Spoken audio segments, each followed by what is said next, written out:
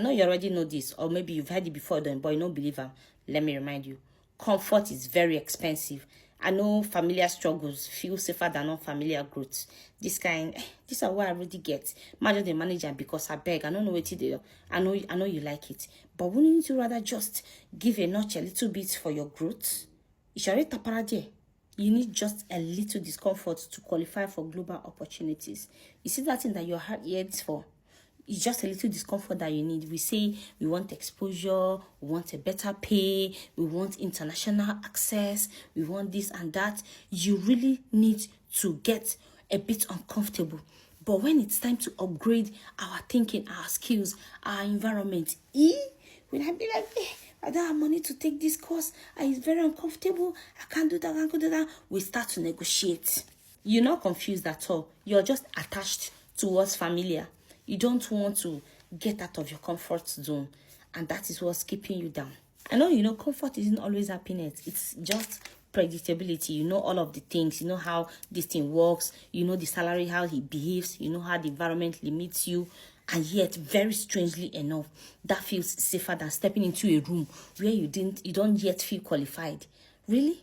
In most systems, stagnation doesn't just happen because change is impossible. It happens because maintaining this current structure, it feels safer and easier than redesigning it. And that same thing happens in personal growth. You see the word comfort? It doesn't kill dreams immediately. It suffocates it very slowly. Very slowly takes the tail life out of it. Most times I ask myself, this thing I'm choosing, am I choosing because it's familiar? Or is it because it's strategic? Because as a mother, as a student, and as someone who is building something that is very big, I don't let tension distract me, because tension is very real. But you should not let urgency replace that vision that you already have. If you've been in the same income bracket for a very long time, for so many years, is it a skill gap or is it a comfort gap? Abi, I'm not ready for that conversation yet.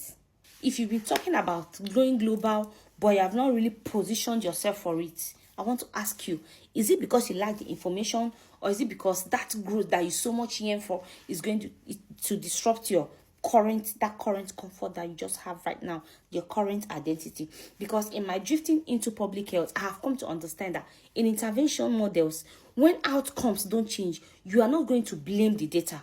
You are going to examine your environment. You are going to look into your environment critically, and you are going to start asking, are the people around you building for scale, or are they really normalizing survival? And we all know how that is going to affect us, right? The most expensive thing right now in your life might not be your bills. It might be that comfort, the comfort that you are enjoying.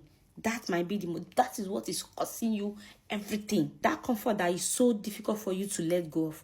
It delays your evolution. You cannot evolve. You cannot go further. And now that delay keeps compounding, and delay is very dangerous. What would your life look like if you optimized for scale instead of comfort? Be honest with you. What are you protecting? Like what? What are you really protecting? Akota karam no no. No do no.